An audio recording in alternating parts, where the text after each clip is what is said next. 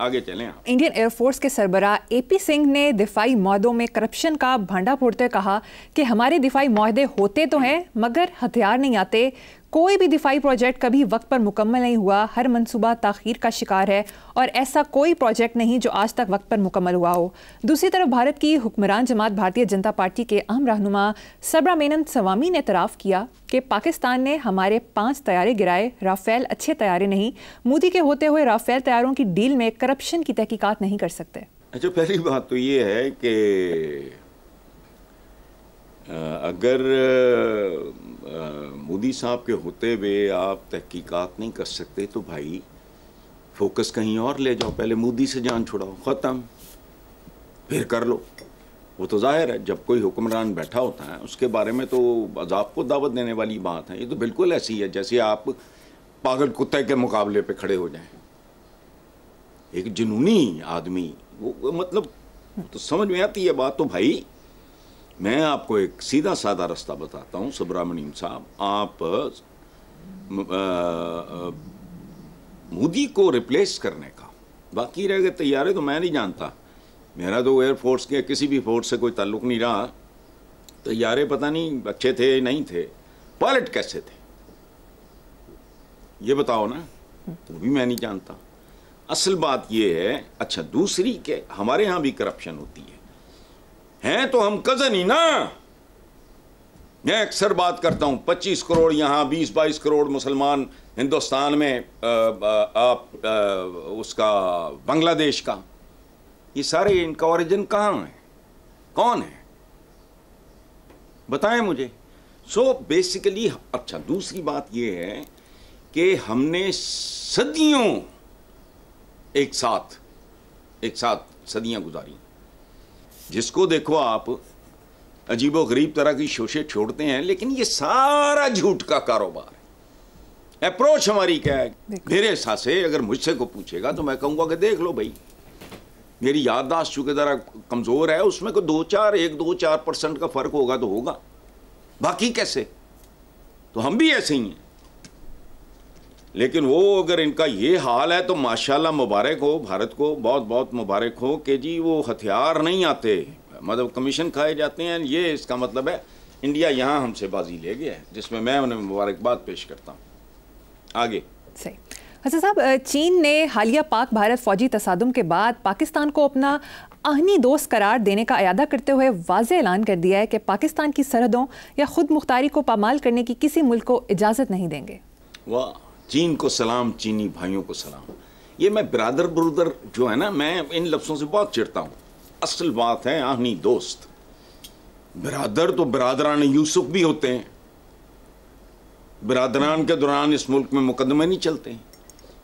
कौन सा बड़ा ग्रुप है जो आज अपनी ओरिजिनल हालत में है? नहीं, इससे बखरे होगा, कहानी ख़त्म। दोस्ती एक ऐसा रिश्ता है, ये याद रखना ज़िंदगी में। ये फारूक साहब को भी पता है, अतर साहब को भी पता है, आपका मुझे नहीं पता आपको पता है कि नहीं। मेरी दोस्तियों की उम्रें 50 साल 55 साल से कम नहीं है। नेक्स्ट टाइम जब आओगे तो I will show you the room. मैंने पता नहीं, अब तो 1,500-2 हज़ार हो जाएंगी बचपन से लेके आज तक के सबके दोस्तों की, जिनमें से अक्सर अब इस दुनिया में नहीं है तस्वीरें। उनमें मैं प्रोफेशन में जिनसे मेरी मोहब्बत हुई, जैसे अब्बास अतर थे या अब्दुल कादिर हसन थे या मुन्नू भाई थे, उनकी शामिल हैं। दोस्ती रिश्ता होती है, याद रखना। दोस्ती होती है चॉइस। देखो ना, मैं अगर कहता हूं कि जी फलां मेरा दोस्त है, वो मेरा चॉइस है भाई, मेरा चॉइस नहीं है, वो मेरी मजबूरी है। इसलिए बरादर बरूदर नहीं।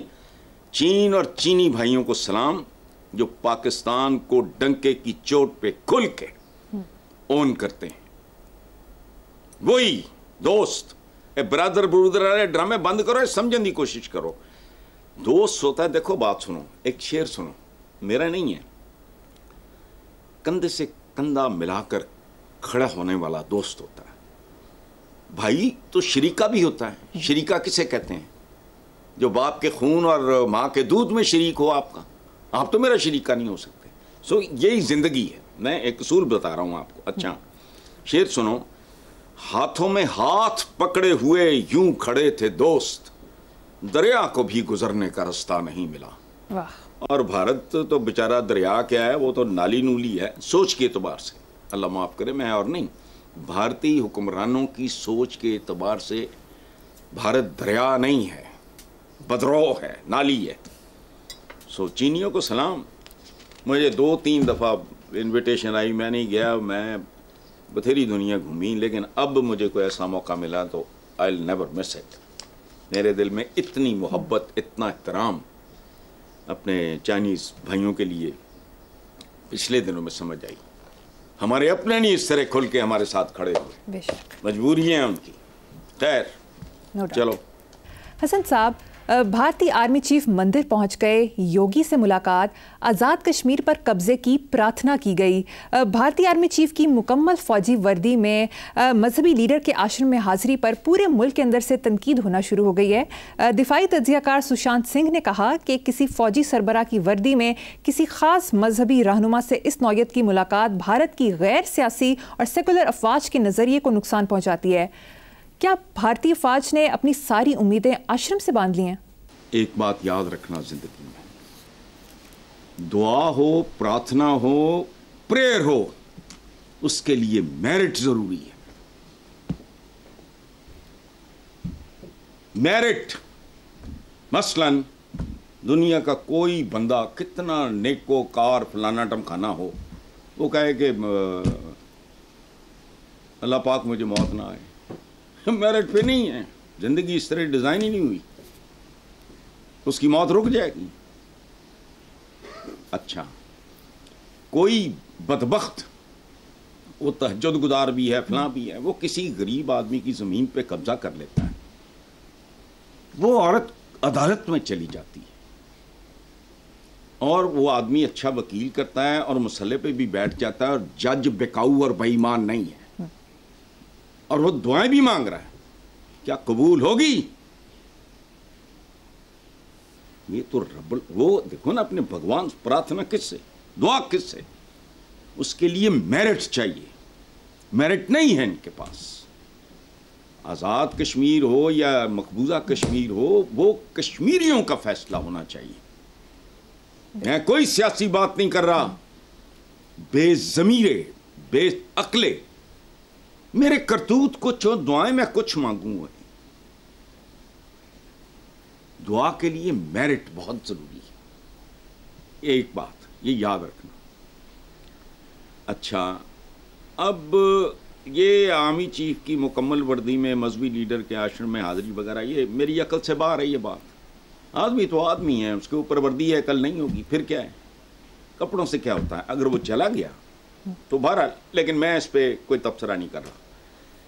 अच्छा, इसमें सबसे ज़्यादा जो हैरान कुन बात है, जिस पे आपने भी तवज्जो नहीं की, कि उनके जो तज्जियाकार हैं, सुशांत सिंह आपने बताया ना जी, हाँ, सुशांत सिंह साहब ने फरमाया कि फ़ौजी सरबराह की वर्दी में किसी ख़ास मजहबी रहनुमा से इस नौइयत की मुलाकात भारत की गैर सियासी और सेकुलर अफवाज के नज़रिए को नुकसान पहुंचाती है।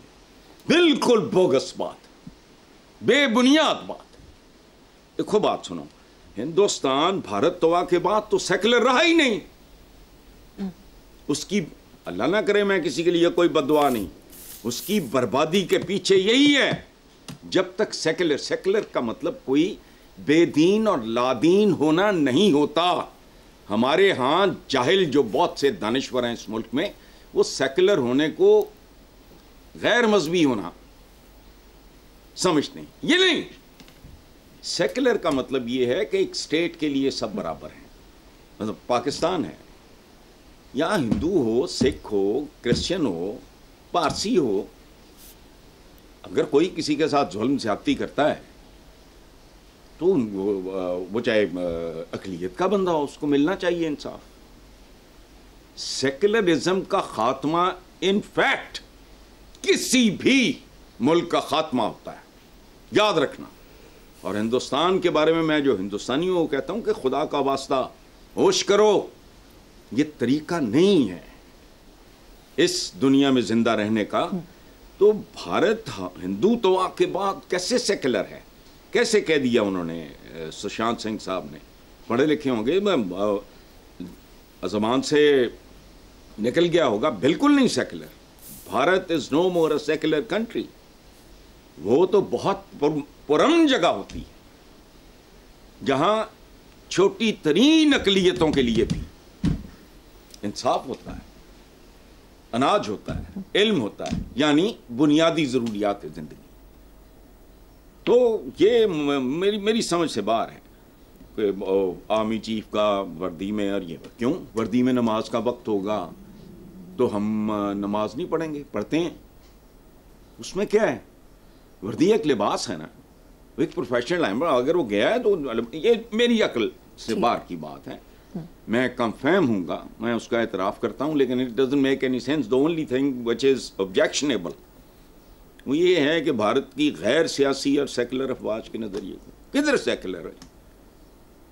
गैर सियासी है क्योंकि वहाँ कुछ और है, फैशिज्म है, पागलपन है, जुनून है, वो भी गैर सियासी होता है। सियासी और चीज़ है, सियासत और चीज़ है, और सेकुलर का तो सवाल ही नहीं पैदा होता।